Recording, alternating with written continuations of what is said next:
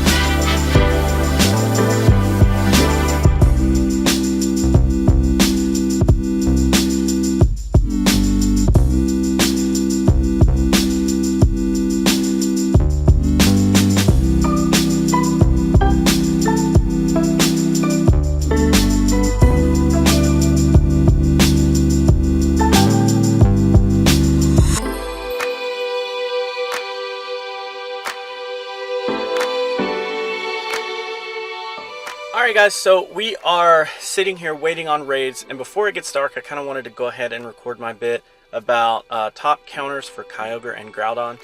This is kind of an interesting thing because water type and ground type kind of have a couple of overlaps. So if you have decent counters for one, as long as you have grass types that are good, you pretty much have good counters for both. But with a caveat, there are a couple of type differences that make it more effective in certain scenarios, and we'll go over that in here in a second. I'm going to be using this crudely drawn, one of my favorite counter guides that I ever see posted on Reddit.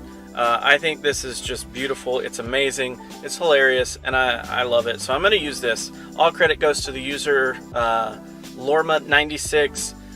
Art goes to Flork of Cows. And of course, Go Battle Sim is the one that brought all the data to make this possible. So, as you can see here, we do have KYOGRE and GROUDON. And is it sunny seems to be the first question that it asks on this infographic, and there's a reason why. So, if it's sunny, you're going to have boosted grass types. And grass types under a boost do a lot of damage to KYOGRE very, very well. They also do damage to GROUDON pretty well, but GROUDON is also going to be boosted, so he's going to be just a teeny bit harder. But here's the caveat. So let's go over KYOGRE first. If it's sunny and you answer yes to that, the next question that you want to see is, does KYOGRE have Blizzard? The way that you'll know this is if you look at your recommended team, generally if it has Blizzard, it's automatically going to rule out any grass type Pokemon. So as long as there's grass type Pokemon that are appearing in your recommended feed, more than likely it's not going to have Blizzard. There are some caveats to that depending on what Pokemon you have in your box that are available to raid with you, but generally you're going to be okay. So if it does not have Blizzard, then grass types are going to be your best case scenario.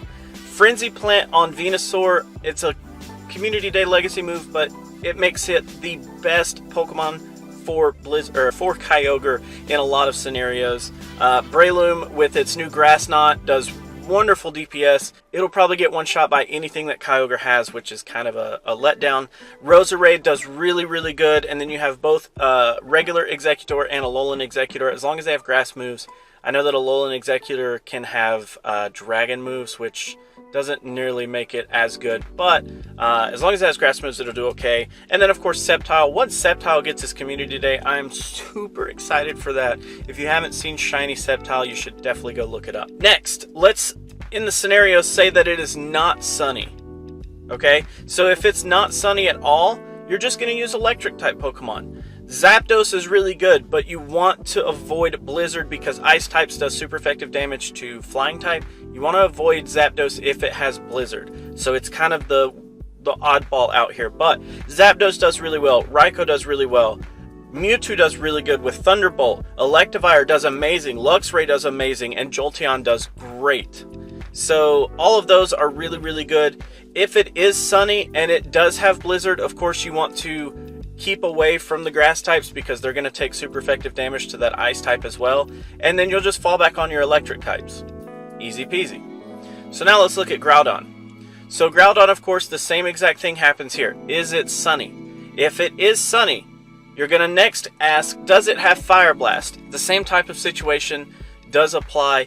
If it has Fire Blast, it's not going to show you any grass types in your recommended. The game tries to do recommended Pokemon based on, I feel like the first thing that it checks is the raid boss's moves. Once it knows those moves, it'll then start recommending Pokemon based on whatever formula it uses. But if it has Fire Blast, it's gonna cut out all of your grass type Pokemon. So if you don't have grass type to begin with in your recommended, probably gonna have Fire Blast. If it does not have Fire Blast, here's where the overlap occurs.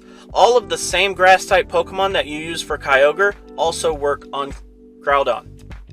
Beautiful, right? Easy resources. So you're going to have Venusaur with Frenzy Plant, Breloom with Grass Knot, of course, Roserade, Executors, and Sceptile. All those are still going to work wonders against Groudon if it doesn't have Fire Blast. So, let's say that it does have Fire Blast, or that it's just not sunny at all. Your best counters actually become Water type. Which, guess who's a Water type?